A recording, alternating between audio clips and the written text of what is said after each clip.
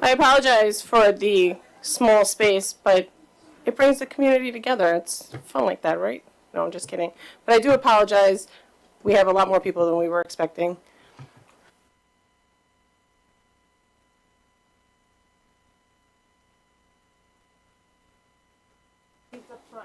We did add some extra seating up.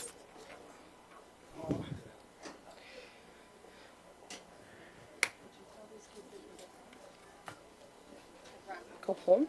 No, I pull out the. Yes.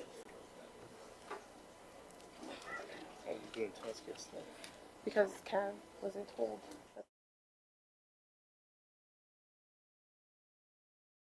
I was told that everybody was in terms of the athletic side. Oh, the two of them. So, you know, after Cav gets recognized, we'll have him stay. After Cav Ryan gets recognized, we'll have him stay and do his 2 tennis hits. Sure. Okay.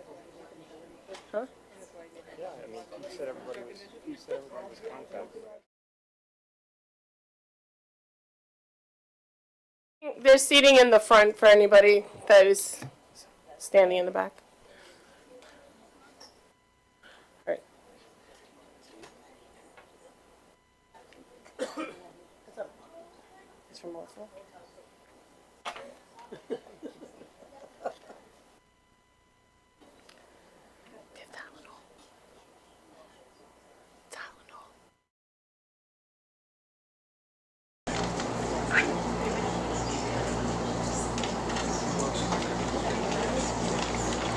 All right, we're going to start. Good evening, everyone. Can I please have a motion and a second to adjourn executive and reconvene the public session? Motion. Second. All in favor? Aye. Motion carries. Can we please stand for the Pledge of Allegiance, followed by a moment of silence to honor our servicemen and women? I pledge allegiance to the flag of the United States of America and to the republic for which it stands, one nation, under God, indivisible, with liberty and justice for all.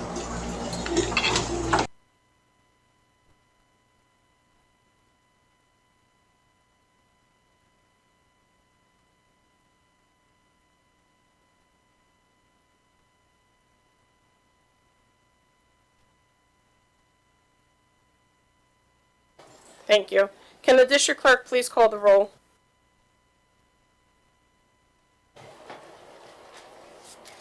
Marisol Mallon, President. Present. April Iannatelli, Vice President. Present. Jacqueline D. Lorenzo. Present. Jacqueline Napolitano-Furno. Melissa Torregrossa. Present. Dr. Joseph Senamore, Superintendent. Present. Reza Kolahifar, Assistant Superintendent for Administration and Personnel. My mic's not working. Obviously, I'm here. Anthony Fasano, School Attorney. Present. Oh, man. Thank you. Can I please have a motion to amend the consent agenda to include the stipulation of settlement and general release added as number 51 work agreement? Motion. Second. All in favor? Aye. Aye. So why you're all here, right? So tonight we have some great recognitions to hand out. I'm going to allow Dr. Senamore the floor to do some of those recognitions. Dr. Senamore?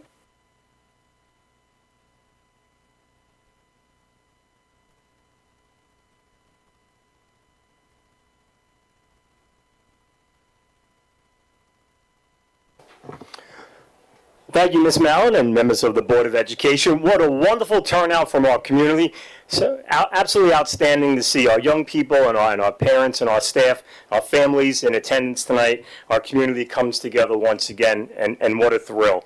So tonight we have the special opportunity to recognize staff and students. It's been a fabulous school year, and what better way to cap off a fabulous school year than to recognize some of our fabulous people from our schools. So what I like to do to begin is I'd like to invite up our principal and assistant principal, Ms. Leahy, and Mr. Michael Renda, to speak about one of our many fabulous teachers here in Connecticut, and one of their very fabulous teachers over at Cherokee. And I'm going to pass the microphone over to them so they can introduce this very special individual so we can acknowledge him. Yes, thank you. I'm very excited for Mr. Renda and I to introduce Mr. Kavanaugh. A lot of you know him as Cav, and he is a very special person, and he did receive a grant this year from the Teachers Federal Credit Union, and it couldn't go to a better person, a teacher that has a huge heart and puts his heart and soul into everything he does at Cherokee and for all of Connecticut and the community. So, Mr. Ryan Kavanaugh, please come up.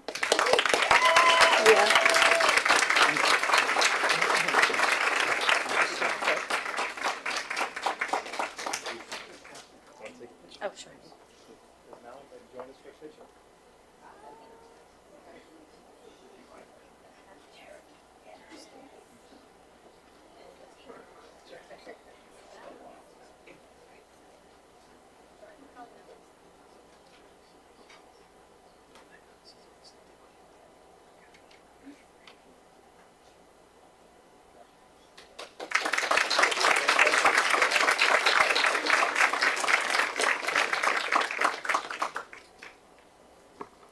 So Mr. Cav is not only an exceptional teacher, but he's an amazing coach as well.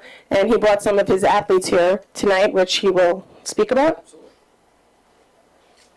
Good evening, everybody. What an honor for the Connecticut tennis team this year.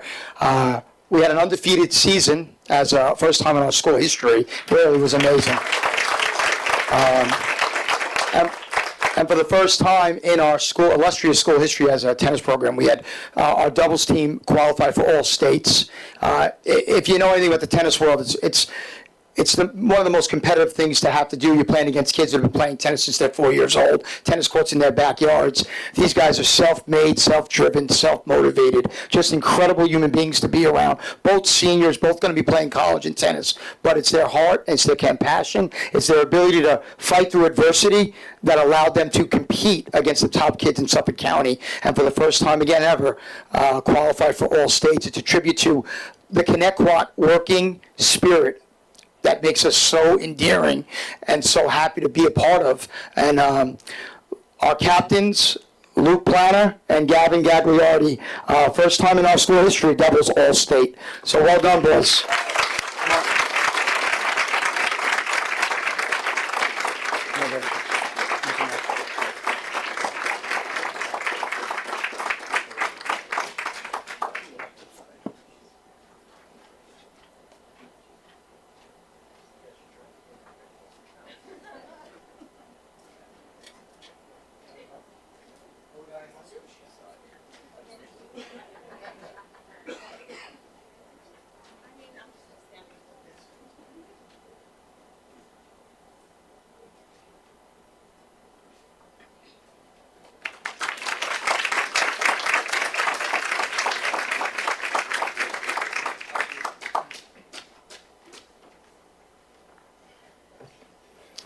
Great job, Mr. Kavanaugh.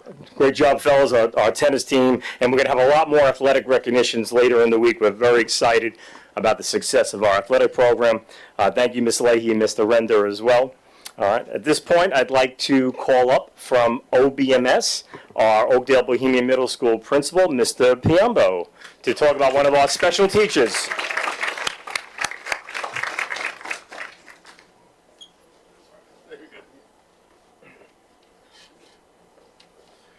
Good evening, everybody. Tonight, I'm here to recognize an amazing teacher in my building, Miss Mary Boucher. She's a sixth grade science teacher, and has done an absolutely amazing job in my building and at OBNS. She's wonderful with the students. She's one of my favorite people to come watch, and I tell her every time I see her. And on May 15th, she received the prestigious STEM Star Award from the List Mellow organization. I was probably supposed to say each letter, but too many. She was nominated by her science director, who has described her as creative, collaborative, self-reflective. And what's interesting is one of the things that she said was that she's highly revered by her colleagues, and if there's no greater testament than that, almost filled the entire row with a sign from her colleagues. It's one thing to be able to be a teacher and to inspire your students, but to inspire your colleagues as well is just next level. I'm so lucky and fortunate to have her in my building, so congratulations. We're all very proud of you.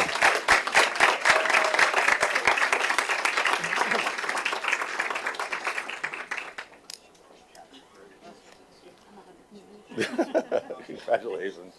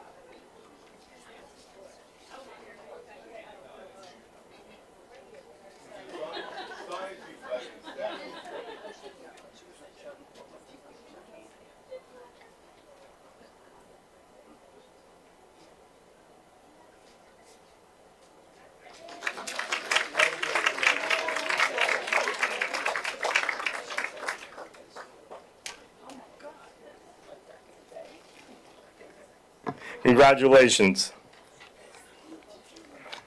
At this time, I would like to call back up to the podium from Cherokee, Ms. Leahy and Mr. Renda, please, as we acknowledge one of our students. Okay, let me just get the right certificate. Yeah, give that to him in a second.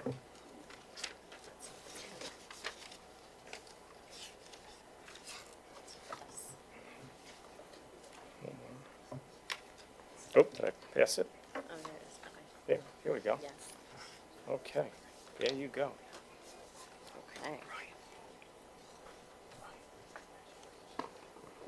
Okay, so we are very excited to share this special award and recognize this student. She's an all-star student. She is a wonderful Cherokee citizen, and she was participating this year in the PTA Reflections competition or contest, and it's for fine arts. And she had created a video that not only went to the regionals at state, but it also went to the national level for the first time for Cherokee. So I want to give her a round of applause. And this year's theme was Accepting Imperfections.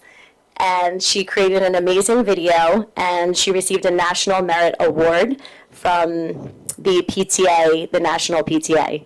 So Lilia Patterson, please come up to receive this special award.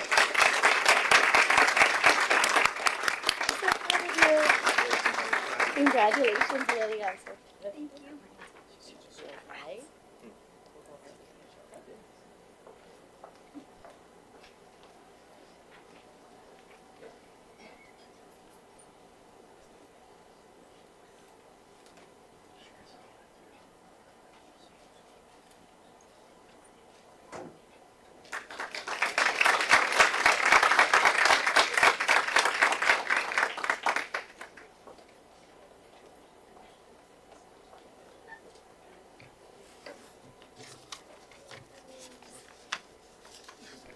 Thank you, and at this time, I would like to call up our Director of World Language and E&L, Ms. Cheryl Sosa,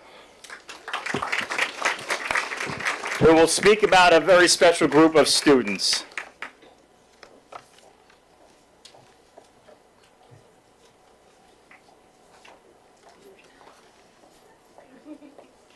Buenas tardes a todos. Estamos aquí para presentar algunos reconocimientos de los estudiantes para la organización de LILT. LILT es una, sí, yo lo veo, no. Good job. Some of our students participated in the annual LILT. LILT is the Long Island Language Teachers Association. We do a lot of cool things for language teachers and for language students. And Ray Lombardi is on the board, and you have a certificate? Yeah, and she has some things to present to the students as well. But the posters that the students created will be displayed at our annual conference in October. So they're really beautiful. The kids did an amazing job. And so we would like to honor that. So, buen trabajo, chicos. Muy bien. They're all participating in our FLES program at the elementary school and the middle school language program. So, here we go. I'm not sure which students are yours. Okay. You want- okay. Alessia Murat, Murat or Morado? Morato, okay. They told me, she told me to put it out. Okay, is she yours? Congratulations. Addie Rupert and Emmy Rupert. Emmy. Kylie Dumas. Courtney Dumas.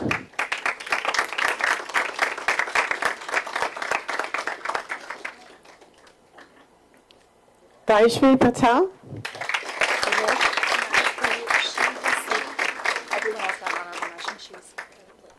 Okay. Vaishvi actually received third place, so that was the highest that we scored, so excelente. George Ramos Pereira. Leila Loscalzo. I apologize in advance. Sharvish Iyapan.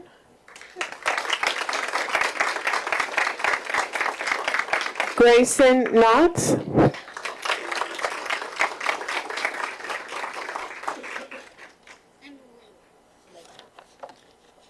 Mohammed Hassan Latif.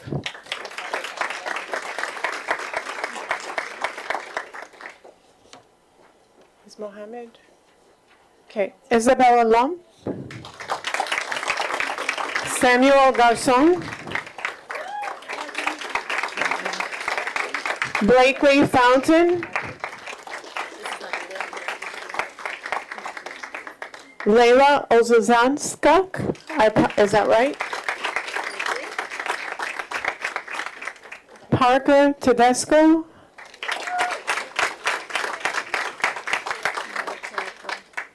This is Layla. Okay. Gabby Roman, who also tied for second place. Alexa Shepard. Jake Jessic. Jeremiah Torres. And Giselle Markgraf.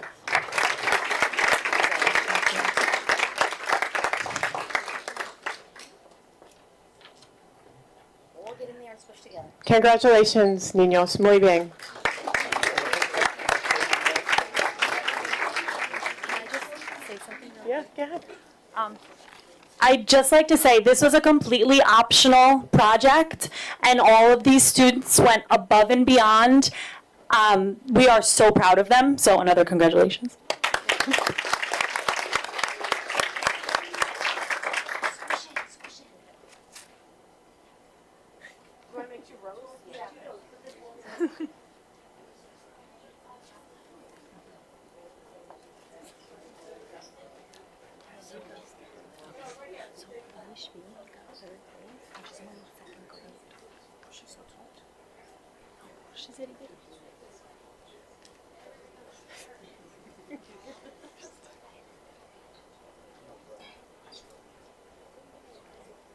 You guys get in the picture.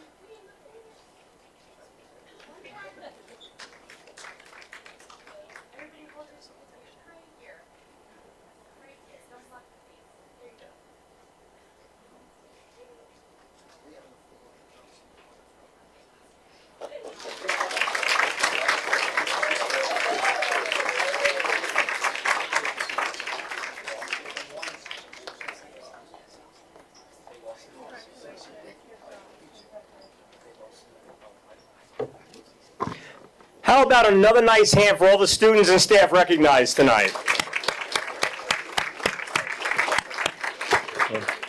Really appreciate everyone and all the great work that you're doing. You're welcome to stay for the rest of the board meeting, but we understand that there's a lot to do in our buildings with our students and our staff, and we appreciate everyone very, very much. Thank you. We all know you have school in the morning. It's okay. Thank you, everyone. Congratulations.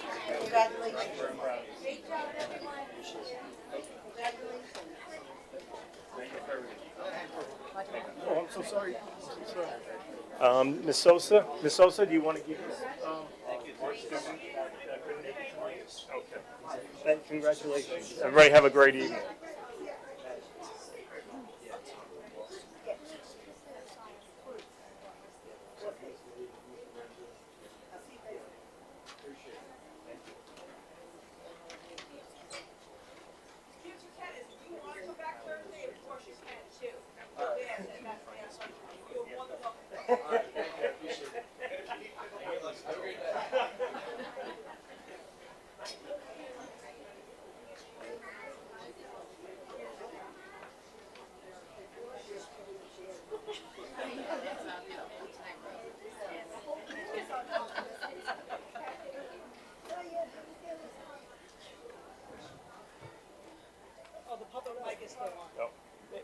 That's okay. That's okay. It's going back on in a minute.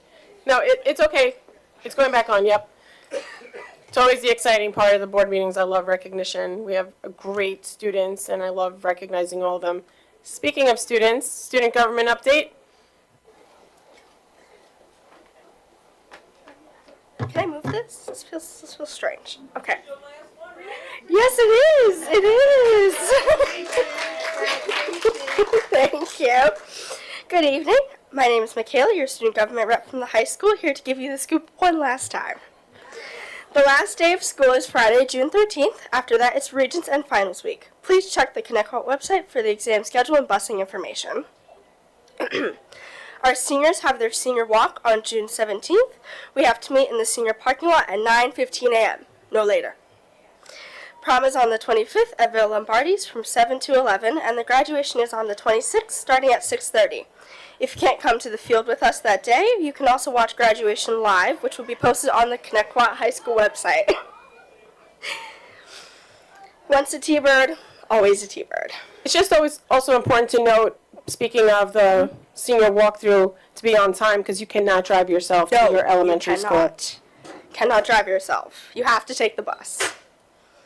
Thank you for giving me your time today and all the days that I shared our school's events with you as student government representative.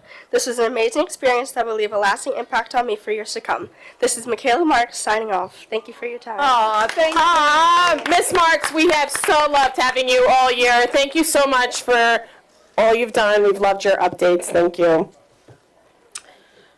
I don't see them in the audience, but just to make sure, is there Orba here? SEPTA? PTA Council? All right. Before I do go into the public comment, I just want to make a district statement. The district would like to share an important update regarding the mandate to change our mascot by June 30th, 2025. Over the past 2 years, the district has diligently reviewed this matter, engaging in legal proceedings and advocating on behalf of our students and residents to keep the Thunderbird or the T-Bird name. While we received strong support from the community, the court dismissed our case in March. This left us facing a looming deadline for compliance of June 30th or risk losing state aid. Weighing all options, the district sent an extension request letter to the state, which was recently granted. Our new deadline is March 1st, 2026. Moving forward, we are exploring options for an alternative mascot name that remains relatable to our community, such as Thunder, while maintaining imagery that feels familiar to our history, including the thunderbolts and the eagle-like bird. A committee would then be formed in selection of the final mascot name and design consisting of relevant stakeholders. We are also exploring all of our legal options. The time to appeal the recent federal court decision is August 11th. The Board of Education will be sending out a survey to gauge community interest and will create an email address to directly hear from our community. We will update the district website with this new email address. Please be assured that we will keep the community informed and engaged throughout these next steps. Thank you for all your past and continued support. Public comment. I will now open the floor for the first public comment portion of the agenda. An additional public comment will be held later in the meeting. I will call individuals forward one at a time. Please wait for my acknowledgement before stepping up to the podium. Any person wishing to address the board shall address the board president. Comments shall be kept as brief as possible. Each person will be limited to 3 minutes for one or more topics.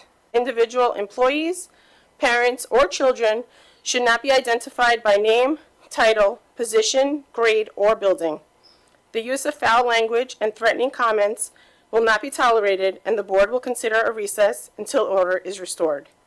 In accordance with Policy 1230, public comment will not exceed 30 minutes. If there are additional persons wishing to speak, the board may consider a motion to extend that time.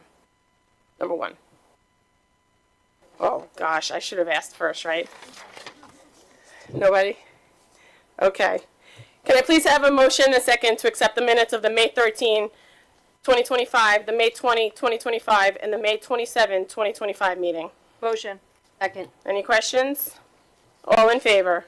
Aye. Aye. Can I please have a motion and a second to approve the second reading and adoption of Policy 8113, Extreme Heat Conditions? Motion. Second. Any questions? All in favor? Aye. Motion carries. Can I please have a motion to approve financial matters 2 through 7 as submitted? Motion. Second. Any questions? Yes. I just wanted to find out, and I'm sorry I didn't ask in advance, the 2 scholarships, how, no, I thought it's right here. They're on the consent Oh, sorry, wrong one. I thought because it's the scholarships, my. Right. So no questions? All in favor? What's next? Aye. Motion carries. Can I please have a motion to approve the instructional and non-instructional personnel as submitted? Motion. Second. All in favor? Aye. Aye. I would also like to take a moment here to congratulate and welcome Mr. Michael Ibrahim, who will be our ex officio Board of Ed member for the 2025-2026 school year. We are looking forward to working with him. Can I please have a motion and a second to approve consent agenda items 2 through 51 as amended? Motion. Second. Any questions? Yes. Then I have some when you're all done. Okay, mine is just, I'm trying to find out the scholarship, number 3 and number 4. Do we know how many it's gonna be broken up into? Or do we not find that out until later on? I don't have that answer right now, but I will get it for the board. All right, thank you. 3 and 4. Do you want to? No, I just wanted to know. How many, right? Yeah, just when they go, Okay. just so we have it. Yep. Anybody else have any questions?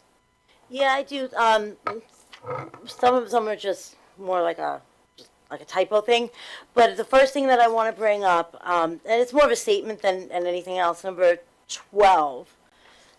I think it's number 12 is the second extension of the, maybe I'm looking at the wrong one. Wait, hold on.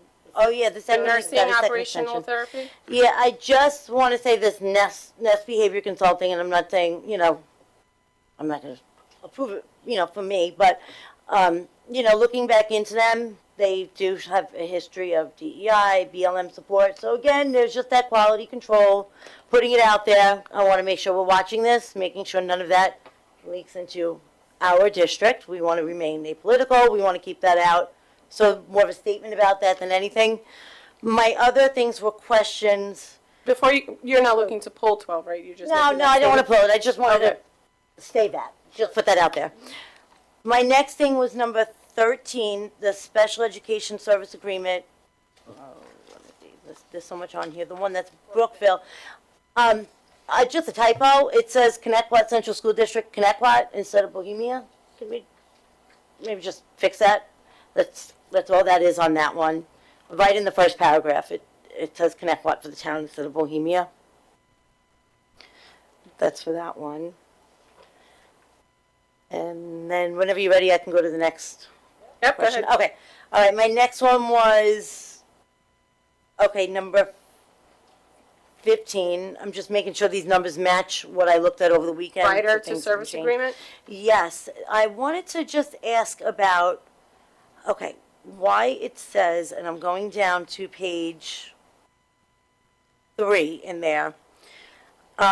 Number 7, it says upon request of, I guess it's whoever signed the agreement, instead of upon the execution of this agreement. Can somebody just explain why that was crossed out? I don't know if you can. Why it doesn't just say upon the execution of this agreement? Why does it say upon request of, and it's the initials of the person who signed it? This Kim, I can't pronounce her last name, Kubasek, the CEO. I don't know. Let me just find out why that was changed.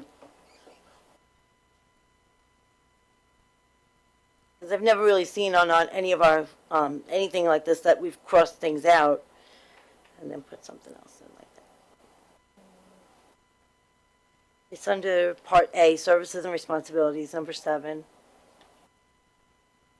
I'm just trying to understand why the difference and what that means for us.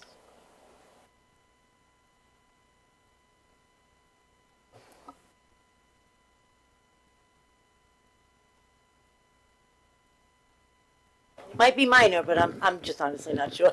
So I agree with you from, I guess, a best practice standpoint that you shouldn't have crossouts in your contracts. It does not void your contract. However, it looks like they just wanted to change the language. So how it was originally written was once the contract is fully executed, they have to provide you those documents. Now they changed it to the upon request, which is fairly common, that then you have to provide those documents. So it is legally acceptable to prove as is, but I do agree with you that you shouldn't probably have crossouts on those contracts. Yeah, because it's there, and there's also crossouts, which really is very minor with the dates on the next page or 2 pages down.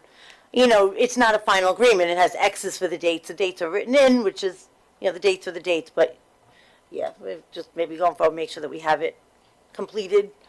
But okay, all right. Thank you for that. My next question, another one that's just more of a, I guess, a typo. Number 16. This Frontier Behave. Again, it might be minor, but there's some, just under the term, I don't know, the year is missing. I mean, for consistency, it says term of this agreement shall be from July 1st through July 28th, 2026. We don't have, 2025, just for consistency, that's all with that one. All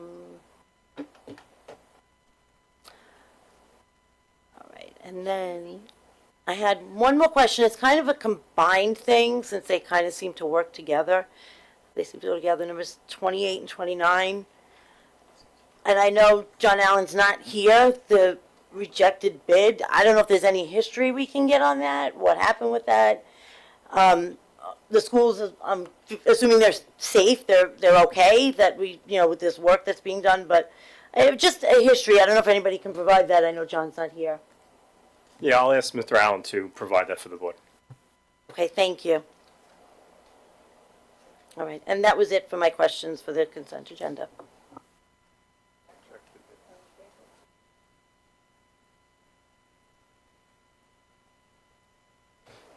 Anybody else? All in favor? Aye. Aye. All right. Superintendent's update, Dr. Centimore. Thank you very much. I have a few things. Be robust. Try to be succinct, but a few things to discuss.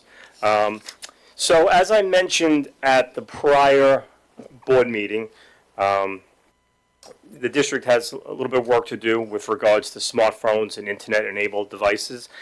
So as part of New York State's budget process this year, a new mandate, Education Law 2803, was enacted for all school districts, restricting smartphones and internet-enabled devices during the school day. This includes lunch, recess, passing time. The law mandates that school districts will develop and adopt a policy by August 1st, 2025. That's this summer. As I discussed at the previous board meeting, the district's curriculum committee, a cross-representation of stakeholders, met to gather input. This will be incorporated into the policy development over the next few weeks. We're looking to solidify those practices that remain in alignment with the new law while addressing requirements such as communication and even storage where permissible by policy. We'll take this as an opportunity to enhance climate and a focus on learning. After tonight, I will follow up with a communication to the community, and then once the policy is finalized and adopted, it will be communicated across the district. I'd also like to, just give a little update about and talk about yesterday at the high school, where the high school experienced an electrical malfunction. So there was a rooftop unit, air conditioning unit at the high school that had electrical malfunction. It caused some smoke. So about 8:28 in the morning, it triggered the alarm. The building was evacuated, students and staff. And at that time, obviously the weather had not yet it was still sunny, had not yet begun to rain. And it appeared early on that this was going to be something that was going to be quickly resolved. About 18 minutes later, 8:46, a light rain began, and then within minutes, the high school requested buses for shelter purposes. Transfer. Now, keep in mind, during that time period, we're also doing the morning pickup and drop-offs with the elementary schools.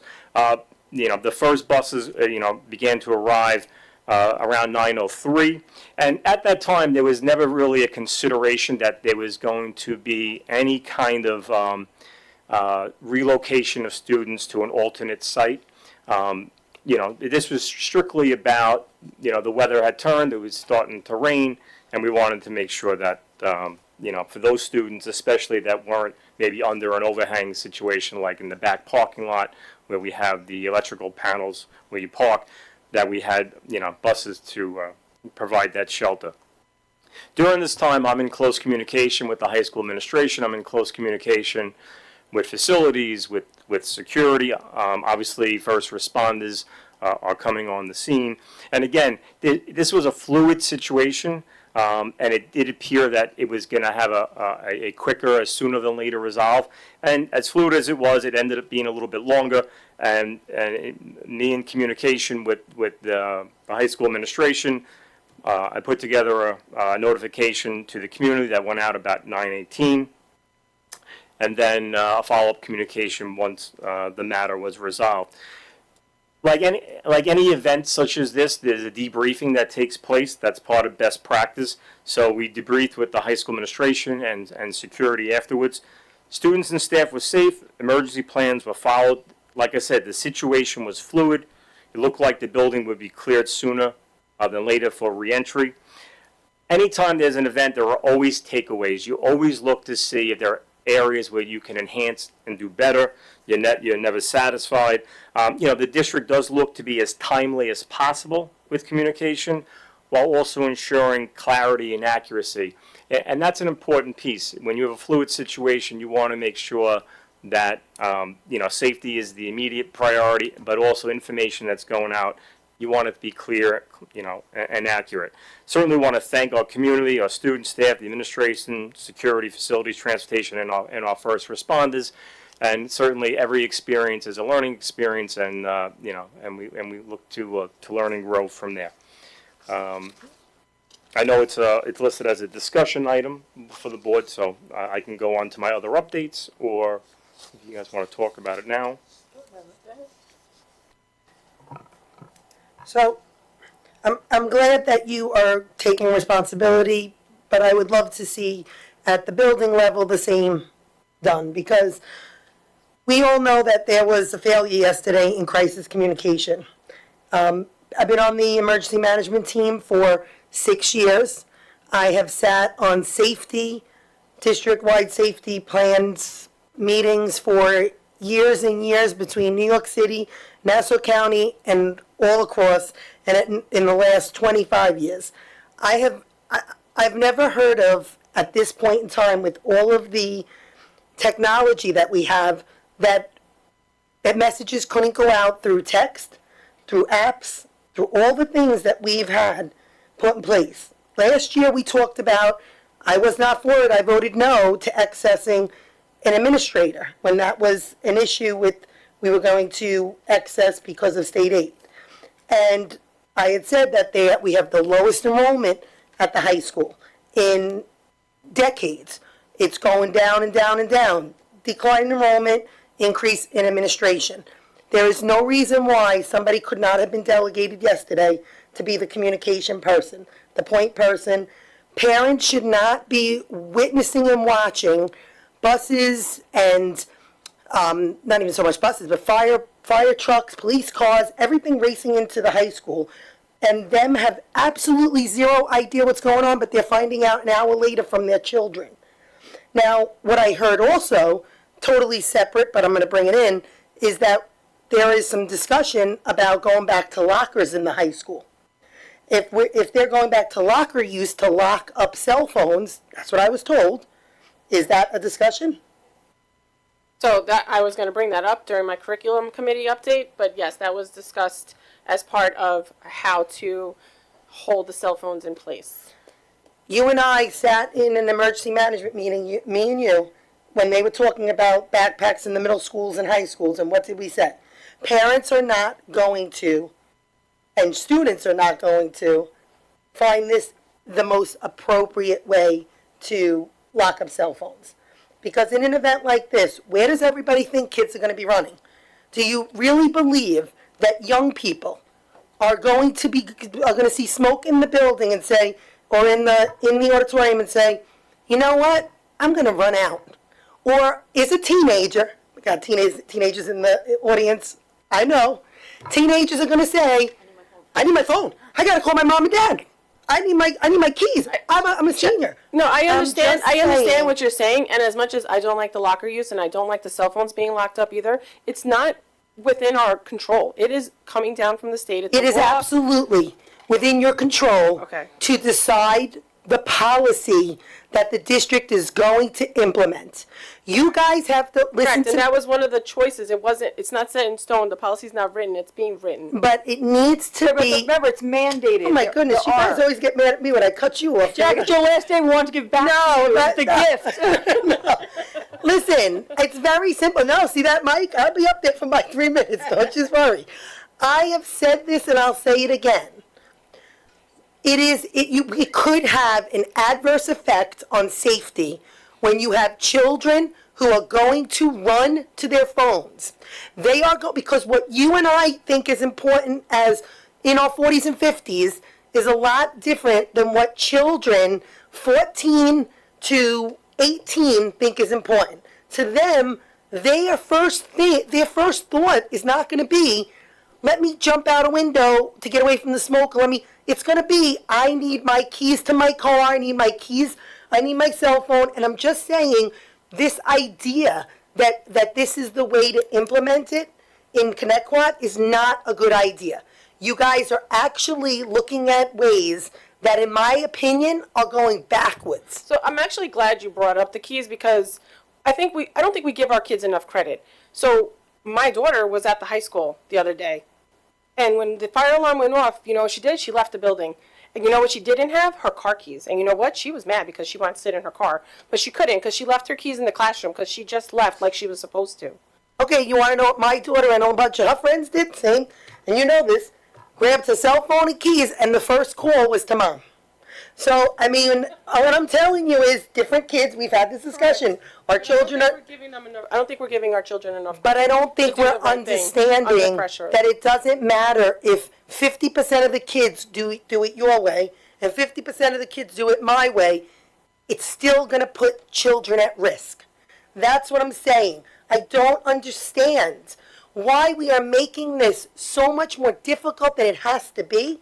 And the idea that you really believe students are going to lock their phones up. Do you not think students are going to have more than one phone on them?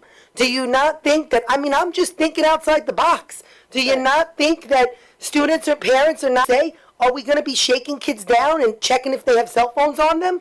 Because I'm telling you now, there are things you guys are not thinking about. No, I will say we actually did think about a lot of things. And I also want to say that I think it's a learned behavior, and I think for the kids who are in 10th, 11th, and 12th grade next year, it's going to be very hard, because it is a learned behavior that they knew they could have their phones their entire school career. But for the kids coming out of middle school going into 9th grade, it's already a rule in middle school that they have to keep them in their lockers, even if they keep them with their bag and no one knows it, but the rule is the locker. So they're going to be in that same mindset, whereas the kids who are in high school now aren't in that mindset because of the fact that those rules were not in play. But I think after the 3-year mark, and again, laws change all the time, as we all know, like the wind. So, we might be never speak about this again. But all I'm saying is everything that you said actually was spoken about at the curriculum meeting. Everybody came up with all these ideas and did. You know I'm against that this is being going on at the curriculum meeting. I believe that if you truly want to give transparency and a voice to parents and to the community, that a new committee should have been formed. That's what other school districts did. That's actually what NISMA, No, when they first said it. It was new people who came too. So we had all sorts of stakeholders. We had children there. We had parents. We had Wasn't it a spin off of the curriculum committee? I spoke to plenty of parents who told me they did not receive the ability to join, that this was the curriculum committee took this on. They did not start a new committee. So we didn't start a new committee per se, but we built off of that committee, and then we added more stakeholders to it. Yeah, and I did say publicly that's, we were doing that. The curriculum committee is a large committee that already had a lot of parents across the district, a lot of staff across the district, administrators, it had board representation.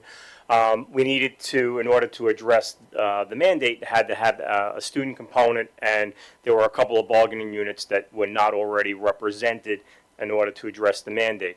And that we took, and keep in mind that the state budget passed very late, and this mandate was part of the state budget, and we know that the implementation deadline is August 1, but once the school year ends and you get to July 1, it's very difficult. So the state put us in a situation with a very tight timeline.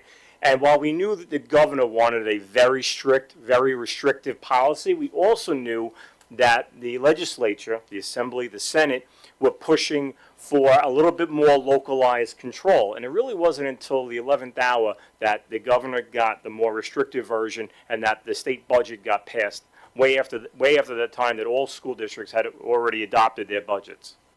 Well, like I said, I just think that you guys should give transparency to the community, because I'm sitting on the board and I had no idea until 2 days ago that the idea that's being bounced around is for high school students to start using lockers again and to lock up their phones, to lock up their bags, to lock up everything. I can tell you now that I am positive that you are going to get a lot of pushback, not just from students, from parents, because some parents are going to say this is actually moving backwards, not forwards. As for the fire yesterday, you know my feelings. There are things that need improvement. There is professional development that needs to be done.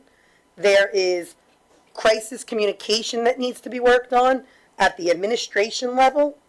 I thank the security, I thank the fire department, I thank the police that showed up, but I am not happy with the way a slew of administration worked to get communication out to parents, to give transparency, and really, all in all, to even govern the scene. Because when I hear and I see pictures like I was seeing, it was just, it's not what we should be leading by example. That's what we should be doing for students. So I just want to go back to that cell phone thing really quick and just let you know that the New York State is mandating that we have to have a place for the phones. We already have lockers, and that is free. To bring in anything else, that it's still a designated room, it's still a designated boxes, all these things, that would be an expense to the district that we don't want to incur. We already have lockers, and that's why lockers are going into play. Due to the fact that, again, New York State mandate, I really want to push this home, New York State mandates that we have to have a place. So we picked lockers because of the fact that we already have them. We don't want to do with thousands of dollars on something else that, again, in the wind change, in a year or so, this could totally change. So we don't want to invest. From a financial standpoint, some of these other options, they don't even work. And so it could be a wasted investment, so. And I'll put a communication up. Oh, well, I want other things, and then I have something else here. The other thing that is also not a financial burden is backpacks that are already purchased by the parents. I do not support locking these phones up for the same reasons that Jackie was saying. In an emergency, and yeah, you're going to have the kids that are going to say, you know what, my life is more important than a phone. But then they're getting backed up by traffic of the kids that are standing in the hallways trying to get their phones out of their lockers. I do think it's a disaster waiting to happen. And I'm not talking from an experienced person in any of, emergency things. That's not what I do. I'm just thinking from a logical standpoint. I think locking up the phone is a big problem. Now, I know we mentioned, what they do in the middle schools. As far as I know, and I have a middle schooler, there isn't a rule to lock it up. The rule is they don't want to see it. And I actually get that. I fully understand that and I fully support that. You're in the class. I don't want to see your phone. And I don't know why we can't go to this route instead of saying, all right, I don't want to see the phone. Kid takes phone out, teacher says, put your phone away. Phone goes away. Comes out again, put your phone away. Comes out a third time. Now your phone's coming up to the desk for the rest of the period. You get it at the end of the period. Okay. You do that maybe 2 or 3 times. Now the phone's going to the office. Your parents have to come pick it up. 1 or 2 times that a parent has to leave work to go pick up their kid's phone, and I tell you, those phones won't come out anymore. Because parents are going to be annoyed that they had to take time out of their day to pick up the phone, and then they will be held accountable for teaching their own child, you need to focus on your academics, you need to pay attention in class. Put the phone away. And we're not locking it up, we're not confiscating it. That's where I would go with this, because I think we're just opening up a huge world of problems if we actually lock them up, because then you're going to have the kid that has 2 phones, and the phones are still going to be there. You got it, and that really doesn't teach them, the kids, responsibility and accountability for their own actions. Let them learn why they can't have their phone out. If you're just going to lock it up because my teacher's mean, whatever, they don't. You know what? Let them face a little discipline if they keep taking it out and they're not paying attention in class. Then give them that accountability and the responsibility to learn. And then they won't have their phones out. I mean, that's the route I would go. That's what's in my mind. I do not support locking them up. Here's my other issue. Who is going to be in control of this? Who is going to have quality control? I mean, I just want to know, are we going to be, so kids put their lockers in a locker? Are they're putting their bags in the locker with this phone? Just the phone. Just the phone's going to be locked. So a kid locks a phone up. So if I send my kid to school with 3 phones and they lock up 1 phone, they can have 2 phones in each pocket, 1 in each pocket. What are you doing about that? Are you going to shake a kid down? Are you going to start, who's in control of this? Are we going to put this on security? Are we putting this on administration? Is it on the teachers? Who's in control of these phones all locked in lockers? So it is going to be administration, due to the fact that they're not going to check the lockers. If your kid gets caught with their phone out, there's going to be, similar to what Jackie just said, once, warning 1, warning 2, warning 3, detention. Warning 1, warning 2, warning 3, detention. There is going to be things in play, and just like administration deals with detention now, it will be similar.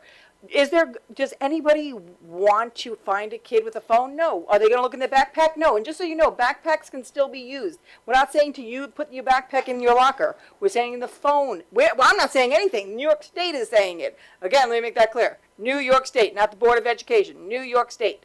So New York State is saying it has to be in the locker.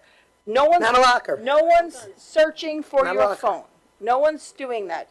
You guys are don't make a mountain out of a molehill. We unless the kid, blatantly has their phone out and is being disrespectful, then, it's up to the teacher's discretion. It's up to them. They're supposed to give them a warning and, send them down to their administrator so that they're written up. So Mr. Fasano might be able to provide a point of clarity. When the law came out, there was also further guidance provided, and we were told, all school districts, not just Connecticut, were told that backpacks were not considered a storage option. Mr. Fasano, can you just speak to that, please? Sure, I can just read from the statute. It requires that include 1 or more methods for on-site storage, although it doesn't say it in the statute, it is correct that backpacks would not be consistent with that, where students may store their internet-enabled devices during the school day, which may include student lockers. So student lockers is specifically included in the statute. But it doesn't have backpacks written in there. So it's not by law, it's interpretation of the law, correct? Just like lockers is interpretation, it's written in there as an example, not, and I don't think they understand that the examples that are given and the fact that it doesn't say they can't be in a backpack, it doesn't say they can't be in a backpack, it gives the perception, it doesn't actually say that. Am I wrong? You just said it doesn't actually say that. Correct, but as for what we've heard from the state, how they would enforce it, that would not include backpacks. Is the state coming here to enforce it? Not sure of that. Okay. I just, Saying we all know how can I this just throw something in You wanna jump here? the line? No, Melissa's been Yeah, in line, she's waiting, been like- waiting, people have been jumping her. So if you guys look on your screen, you can see the order of the people, just. Because I'm just throwing it into the universe. We are like talking in circles and like we don't even have like a policy like drafted yet. So before we have that argument, however, I'm going to devil's advocate. I'm not saying I want anyone to not or not like have their phone or not yet. But equally is the argument that having the phones and everybody panic texting their parents and their parents coming to the school is now potentially a safety risk of emergency service, especially that high school where you got like one way in and out really, like, and you had parents like, Mom, the school's on fire, bye. And then like they're flooding it. So like there's arguments on both sides. I think I'm not disagreeing with most of what was said, but then there's the whole other side of this too. I also happen to know I forgot the combination to my locker quite literally every day. That would be more my, constantly. I could not remember that. Didn't matter where I wrote it. I would write it in the agenda. I'd lose the agenda. So lockers, an idea, a free one. The other component of this I do want to have ironed out though is the enforcement, because we talk a lot about wanting to like focus on the education. I really don't want our teachers to have to referee who took their phone out 7 times in the classroom. Like we have to have all of this stuff figured out, not just thrown together. I don't want to just take the sample policy and be like, sounds good. Like let's take the opportunity to like not talk in circles about backpacks and lockers right this second, I feel like, because I think we're going to cause like a little bit of a chaos going into the summer. And perhaps Christina can speak to when the, Miss Poppy can speak to when the curriculum committee meeting is going to be, so It already that, happened. It already happened. is that not, Yeah. but we didn't, right, like we No, we have to, No, the we- policy doesn't No, exist the though. policy. No, but now We're it goes to the talking about policy it committee. again. No, it goes to the policy committee now.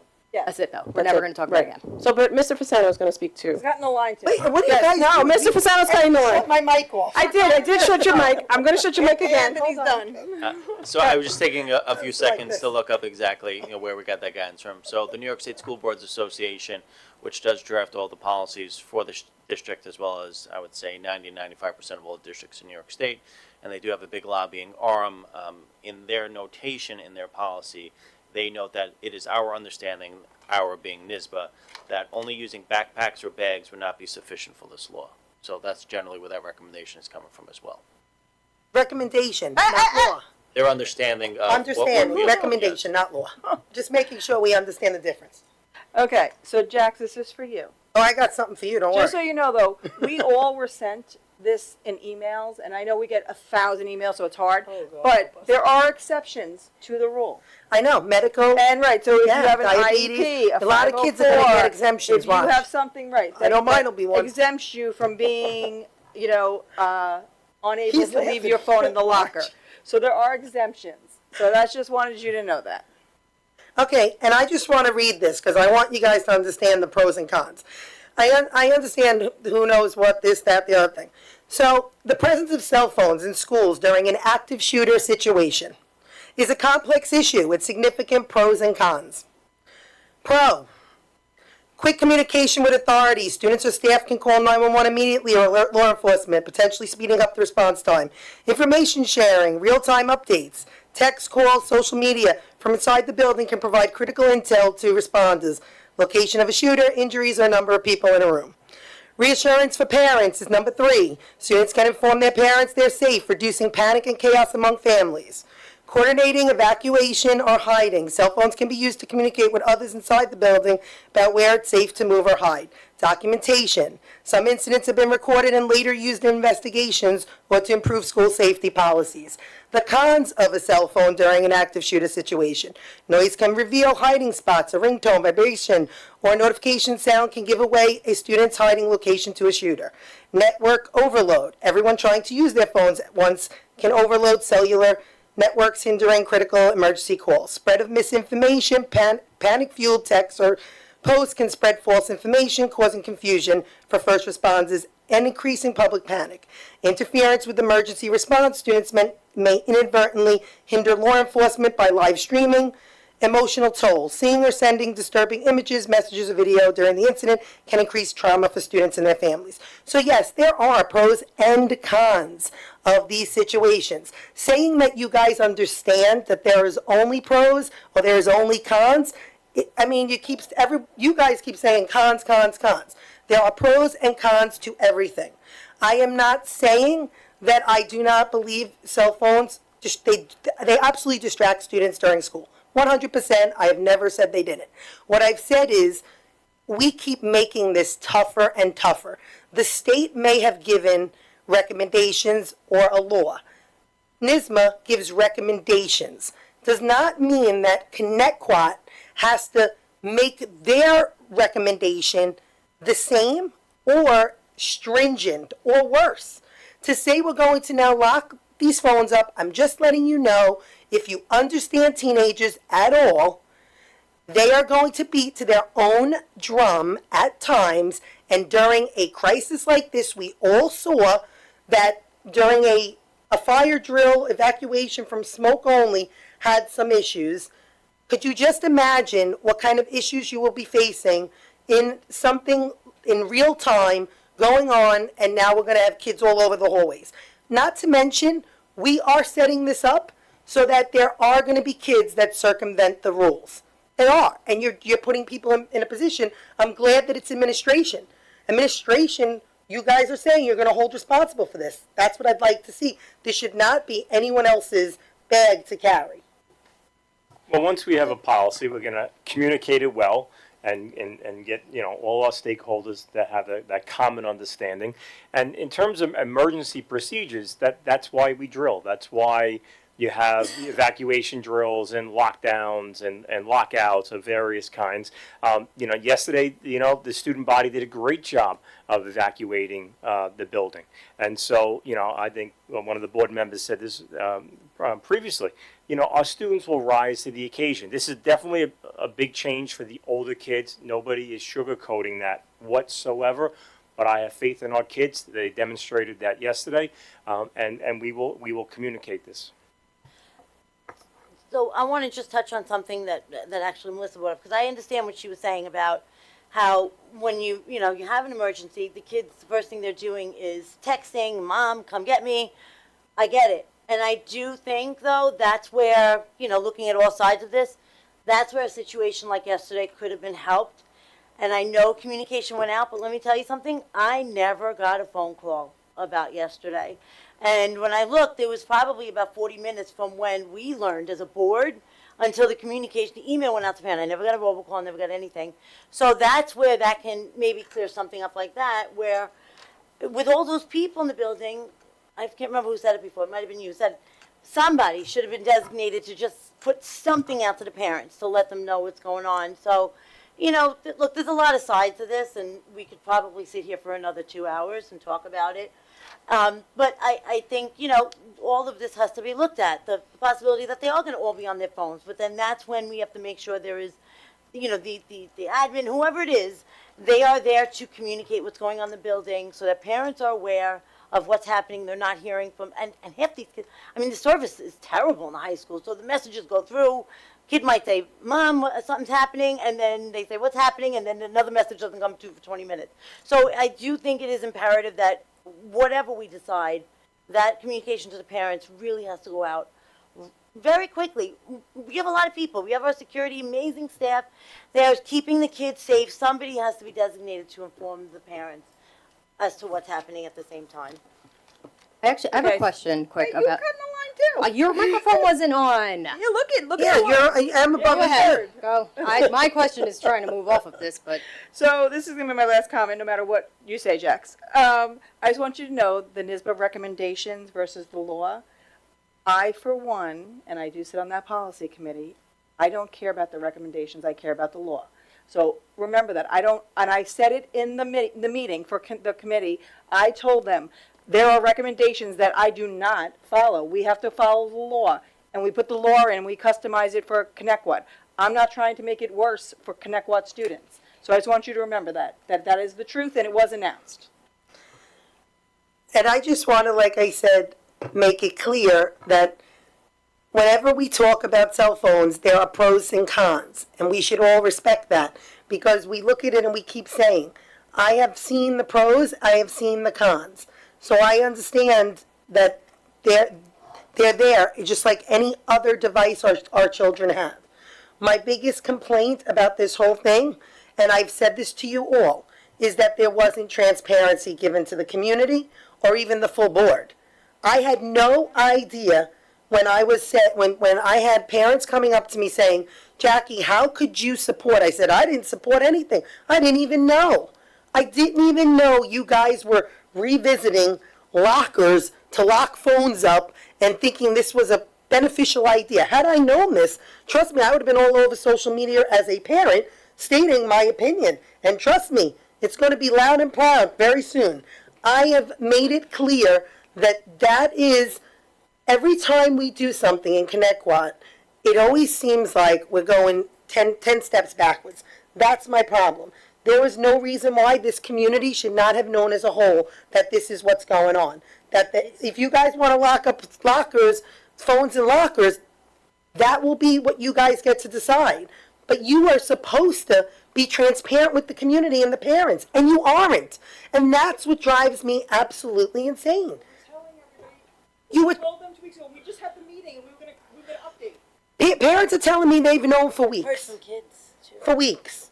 People have known for weeks. Because only because the law came down with the budget weeks ago. Why would the board, if you're on the school board, how is it that if two of you are at a policy meeting, and this is something big, whatever curriculum meeting, whatever you're saying it was, why did the full board not know this is what was going on? Why is it that we're questioned by, I did not know. I did not know. At the last board meeting, when we did the committee updates, it was brought up that this was going to be discussed at the next curriculum meeting. Dr. Sinnemore brought it up during his. Not lockers. Not lockers. No, not Yeah, lockers, we knew that. because we didn't have the meeting yet. So this meeting is post that meeting, and Dr. Sinnemore is trying to update the community, and he has intentions, speaking for you, but I believe this is true, to put out a letter to the community this week.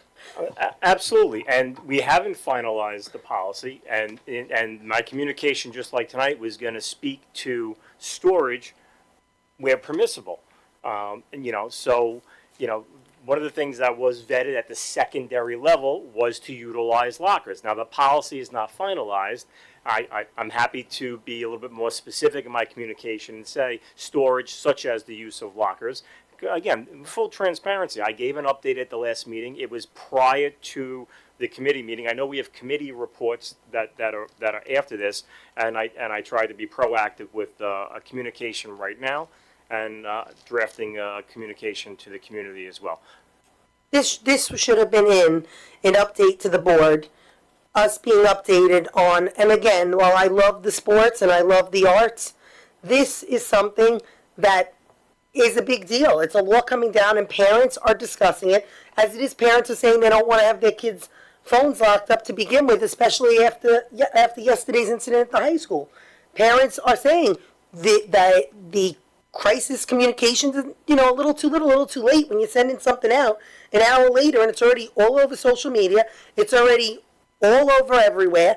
And the problem, I got to tell you, when communication goes out like that and not the official way, is it actually creates more panic. Because the misinformation that goes out is just, it could actually calm a situation even if you don't have full information yet, just to say that it's under control, all the students are out, all the staff is out. That's all it needed to say. We'll keep you updated as things, because otherwise you're going to get parents that get in the car and dart to whatever school it is. Because they're hearing fire trucks, they're hearing this, and they're worried about their kids. Just want to ask a question, because Technology Committee has not met the past few times. Can we find out if there's anything also just, I'm trying to be solution focused, not saying this is the route it's going to go. They are allowed to have district issued electronic devices that can access the internet.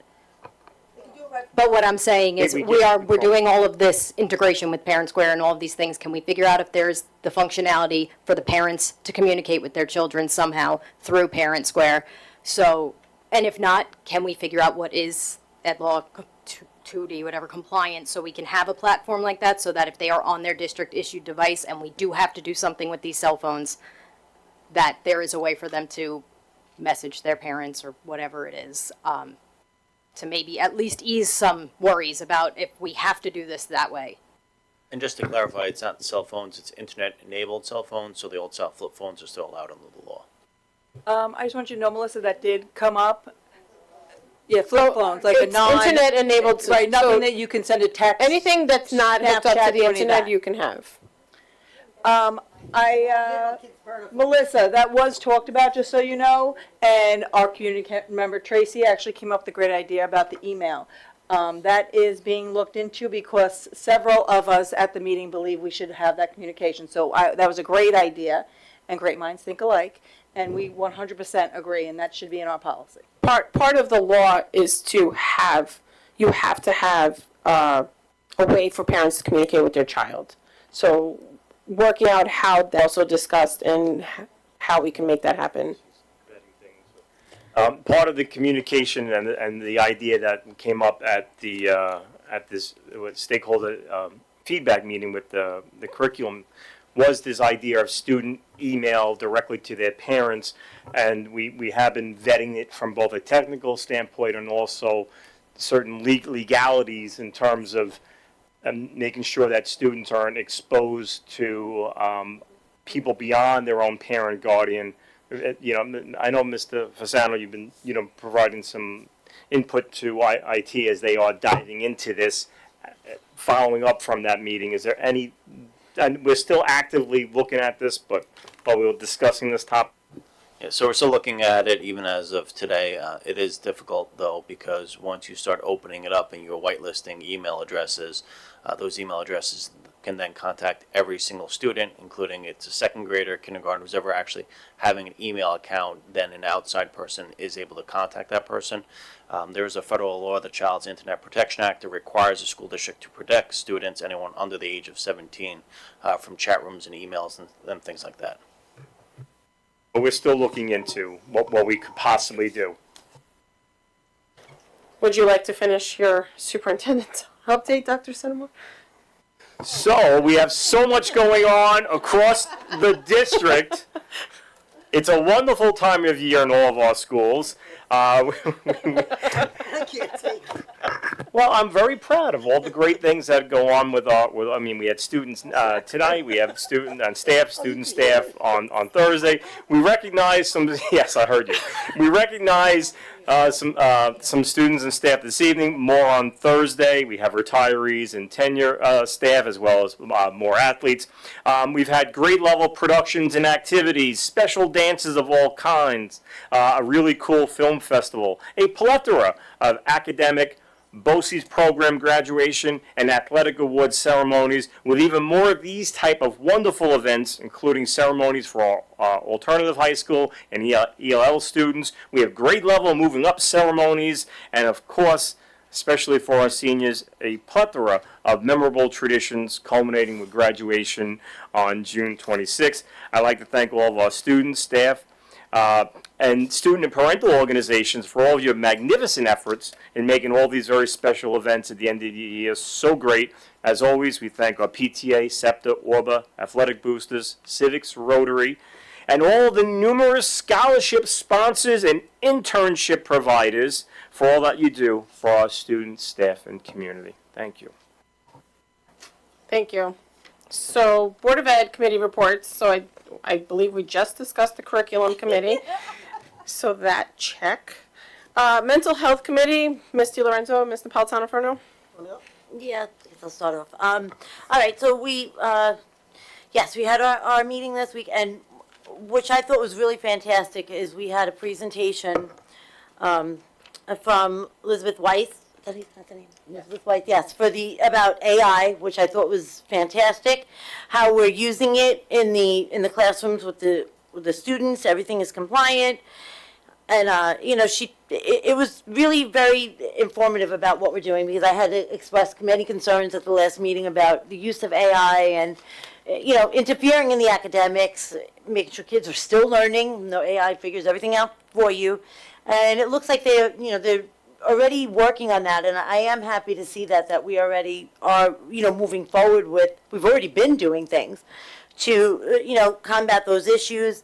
Of course, privacy things are taking care of all of that. So I thought that was really, really great to see. I apologize, I ran out. I had a family thing that I had to, right at the end, I left quickly, but please thank her for that presentation, because it really was great. And I was happy that she came there, and I thought the information was fantastic. I like that they're discussing what they're going to be doing in the future, but I just hope that we see more. Like I've said with all these committees, it's great to have committee upon committee, but we need to start seeing more actions and us actually, I hate to use the saying, take the bull by the horns, but we got to do something, because we keep talking about mental health and the bullying and the drug prevention, and I'm either on the alternate, and like I said, the more I see, the more I hear, the less I actually see doing. We did the Disabilities Committee this year. I felt with April, that's the way I like seeing a committee. You start, you make a goal, and by the end of the year, the goal has been already, you have the goal already done. If you're making a goal for 5 years, fine, you have it stepped. But you got to have some sort of goal to get to. While I appreciate everything the Mental Health Committee has done, it was a great meeting, and thank you also for the AI. I would like to see more action. The bullying prevention, Ms. Napolitano-Furno, and was that funny? And I also went to that, if you want to start. The Bullying Prevention Task Force meeting, I have the paperwork here. There's ambassador training, part of it. What they're doing is one of the schools, I believe it's RMS that started it, and they have also the other, what was it, the TikTok? Wasn't it there? They're doing the influencer. Influencer, I'm sorry, it's the influencer. I apologize, it's the influencer for RMS, which was excellent. Now they're doing ambassador training. Students are learning about statistics of bullying, intro to why bullying happens. The second session would be about empathy, discussing bringing in the training down to 6th and 7th graders. Student perspective on how to prevent bullying. Teaching of kindness needs to be done at an early age at home, but when they get to middle school, they often start to rebel. So they were going over suggestions from the committee to have the high schoolers turn key to the middle school and have middle school turn key to elementary. So kids are actually teaching kids, going from high school, helping the middle school as the middle school is helping elementary. They're looking at a 2-phase plan for next year. The goals and objectives created by the task force a year ago was to research and identify bullying, the trends, the incidents, coordinate with the stakeholders to find out what relevant issues, review the work. Again, this is another one that I say, while there's a lot of things going on, they were discussing possibly finding incentives for parents to get raffle tickets or something during open school night.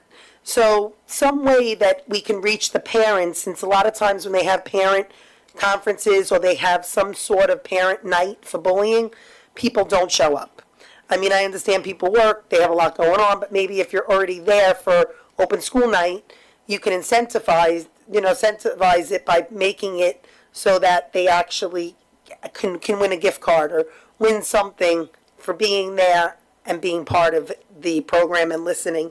Because really, with bullying, you got to work together at home, at school, kids with kids. It's really a multifaceted way to prevent it. Unfortunately, again, I feel this way. It's not, I don't want to be negative. It's just that you feel that way too. Like, me and April were on the disabilities. We saw how great it was from start to finish. We were like, wow, we got this, and this done. And then we got a whole fair done. And then, like, that's what I like seeing. And that's what I would love to see with all this. Bullying did do a bunch of great presentations this year, so thank you. But I just would love to see more actions with the committees. All right, we have Board of Ed topics. So we have Senior Day, Ms. DiLorenzo. Senior day, and I was not there, but however, it was the other day, I can't remember which day it was, but I learned about it, when I came home from lunch, because I could see the scoreboard from my house, and I was so excited to hear, all of a sudden I heard, now Senior Field Day, and I said, what on earth is that? And then, of course, social media, I saw exactly what it was, and I had actually brought up at forgot to mention this before, the mental health, I want to see more activities, more things bringing, I brought up the idea of dances, which is maybe outdated, going back to what we used to do when I was in school, but like that, when I saw what Senior Day was, that the seniors literally had T-shirts on, and it back to their roots, their schools. There were 7 groups. Cherokee was one color, Sycamore another, Slocum another, and they did all sorts of activities. It looked like it was absolutely fantastic. I have no idea whose idea it was, but great job. I could speak to that. Yeah, So it was the first Senior Field Day at the high school. There is a new council at the high school. It's an athletic council that Mr. Laurie has put together, and there are, I believe, 4 or 5 students on that council, and it was them. They came up with the idea, they came up with the concept, they came up with the games. They decided, split the senior class into your elementary schools, and one school battled the other. Idle Hour won. Congratulations, Idle Hour. How did they win? But it really was a tremendous idea. It was a great idea. The seniors had a ton of fun. Cherokee and Sycamore. I know you were saying you weren't invited. We're not Oh, I know, I was only kind of teasing. we're not ever invited to any field day, so I didn't take it to heart that we. Yeah, it's for the kids. The kids had a great time, and it was the first senior field day made by the athletic council. It sounded amazing, and that's exactly what I had in my mind. Something to bring the kids together. I mean, another thing that was brought up with the mental, and I don't know who said it, the Mental Health Advisory Council, I can't remember, but she said, what about having something where it's grade levels, like you have the 9th graders do, or like a spirit week for each of those, just things like that are what I want to see. And I do believe when you do things like that, we talk about ways to prevent bullying, prevent that it helps. It has to help. It brings the kids together, and maybe from different areas. Maybe somebody that you were like, oh, you went to my school? All right, let's talk. Let's be on the same team together. These are the things that I love to see. I hope we see more of that. Great job to everybody who put that together. Great job. It was a very nice event. It looked like a great event for the kids. It reminded me of years ago in the 80s, maybe even the early 90s. They did 6th graders when 6th grade was still in elementary school. They had, by school, they would make teams for a track meet at the high school. So instead of having coming together day, you had a district-wide track meet, and Slocum was against Cherokee, was against Sycamore, and it was really a great day because it brought some competitiveness to the kids getting to have, and it made it fun. But that's what it reminded me of back when they did that, because it had a similar concept, because you were going into, these kids are graduating, but going into the middle school, and that was the way that they did coming together, and the kids really loved it. What I absolutely, when you said you want to see more events, I've been saying this for years. I would love to understand too why a lot of the overnight trips stopped. I just found out that one of the schools, their honor society didn't have the overnight trip, which they had last year. I was told it was because of funding or something, but the reality is those trips mean so much. I know that my own child went on an overnight trip last year with middle school honor society and absolutely loved it. So it would be great if we could get back to doing that. I was told that they're moving away from that. All schools are moving away from the overnight, and I understand it's hard to get chaperones. Maybe we or I should say the board next year needs to maybe look into ways to incentivize it for people that chaperone, or look to new creative ways, because it really is beneficial not just to have the education piece, but also to have this piece where kids get to go and have fun with one another while learning. They go on a trip that they learn, whether it's Washington, D.C., we used to go on as kids. All these trips, Frost Valley, I just remember them when we were younger. They don't have them anymore. And again, I was really disappointed to hear that there wasn't an overnight trip. Awards night, Ms. Napolitano-Furno. I think I can speak for both of us on this one, but yeah, so Marisol and I had a discussion after both of the, first of all, exceptional job by Mrs. Yarnicola, Mr. Mallory, and all of the staff that did all of this. Really appreciate all the way that you help students and with their achievements and their accomplishments, really celebrate them. So with scholarships, with awards, it was a beautiful night. I know my own child loved it. I know that other kids loved it, but there was one, and I'm not trying to be somebody who criticized, but there was one thing that I saw that I would have loved to see different. And it was, I know a letter goes out to the students that says that you're getting an award or a scholarship. What I would love to see is next year, just an idea, not have a separate sports night and a separate academic night, but instead have a separate awards night and scholarship night. And the reason I say that is because there were a lot of kids who I felt were disappointed because when they got the letter, they don't know if they're getting a scholarship or an award.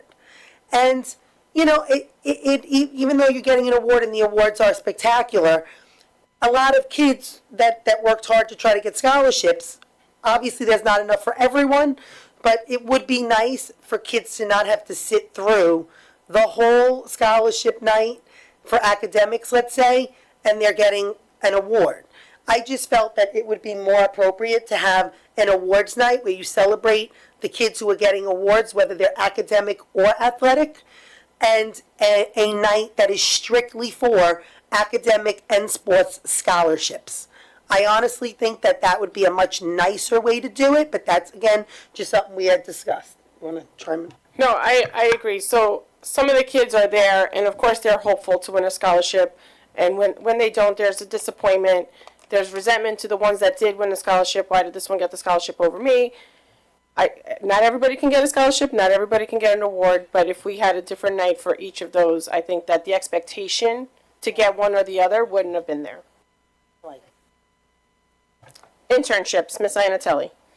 I'm going to need your help a little bit.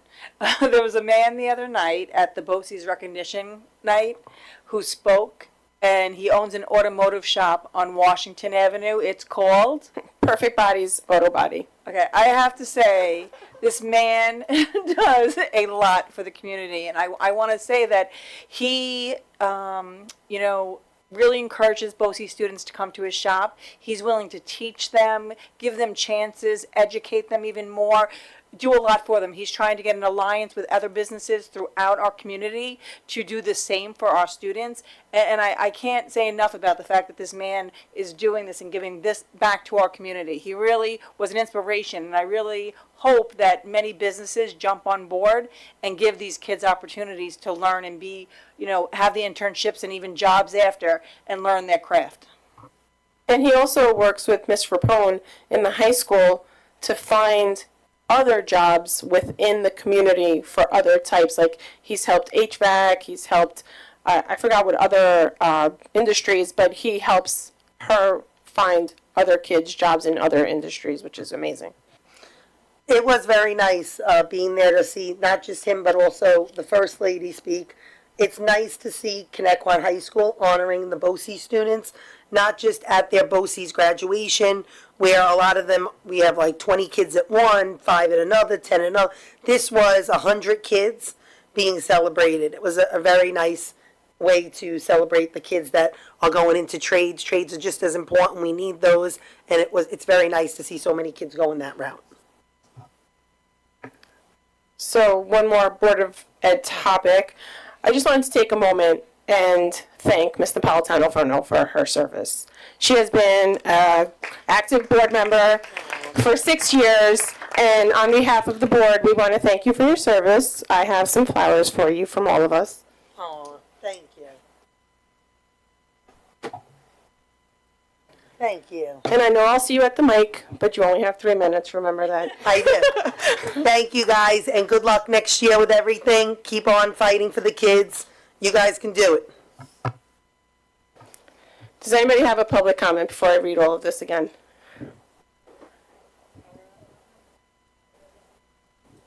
Oh. I will now open the floor for the second public comment of the night. I will call individuals forward one at a time. Please wait for my acknowledgement before stepping to the podium. Any person wishing to address the board shall address the board president. Comments shall be kept as brief as possible. Each person will be limited to 3 minutes for one or more topics. Individual employees, parents, or children should not be identified by name, title, position, grade, or building. The use of foul language and threatening comments will not be tolerated, and the board will consider a recess until order is restored. In accordance with Policy 1230, public comment will not exceed 30 minutes.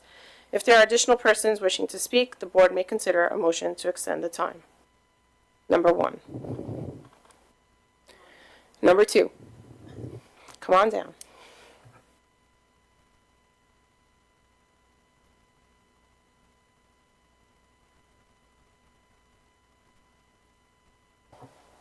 Got it.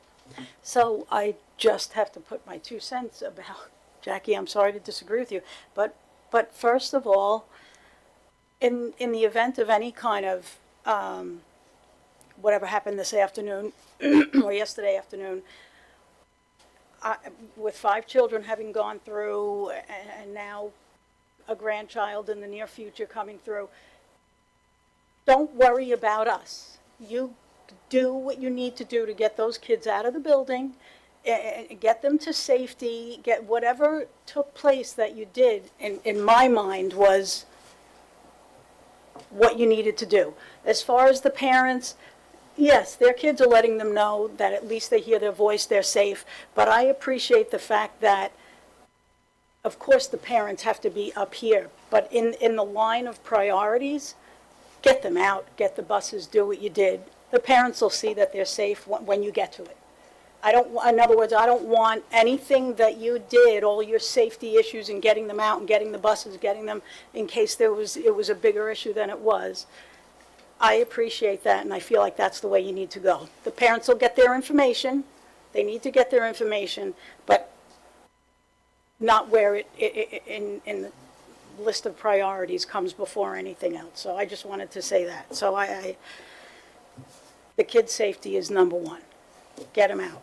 The other thing I have to disagree with you is these phones. What? They can't have the phones. That's it. That's it. A rule is a rule. I happen to work for BOCES, and we have lockers on the walls. We're the only BOCES in New York State that has the phone lockers. I lock them in every day. You come in. I have some of the worst kids in my class that you were saying some of them will have many phones or be difficult. Kids with ankle bracelets on, just out of prison. Kids that have this phone for the drug sales and this phone for the baby mama. I have some of the worst kids. But they come in and they know those phones are going in the lockers or get out. A rule is a rule nowadays. I feel where we're going wrong with the kids. You're always going to have ones that are difficult, but in a year or two, they're going to know that's what it is. And it's just, where the parents are concerned and they're not going to like it, although when do the kids begin and the parents to be making the rules in the school district? This is what it is. Our kids at BOCES are getting a pouch. Some of them start out at different schools and then come to us, bell to bell. They're locked in a pouch. They're locked somehow magnetically. Some of them won't even get their pouches back to get on the bus and come to us. So they're going through lunch, they're going through the bus ride. At the end of the day, however magically they unlock the magnet, that's when they get their phone back. That's it. We're the boss, not them. We're the boss, we're the adults. Your mic went. I'm done. Why do I'm sorry, I haven't been around in a while, but why, we don't use lockers anymore in school? So thank you for sharing your thoughts with us. We have stopped using the lockers in the Really? only because the kids don't use it. They just carry their backpacks around. So they're not allowed to use their No, locker? they are. They're allowed. Oh, okay. And that's it. I just have to say, I'm so disgusted that the children and the parents make the rules now. I mean, the professionals know what needs to be done. We can't be looking for loopholes and things, and we don't have to because it's what we're supposed to do. Thank you. This, in my opinion, is where we've gone wrong with the kids. Thank you so much. Much appreciated. Is there number 3? Have a motion and a second to adjourn the meeting? Motion. Second. All in favor? Aye. Thank you, Jackie, for everything. I am upset.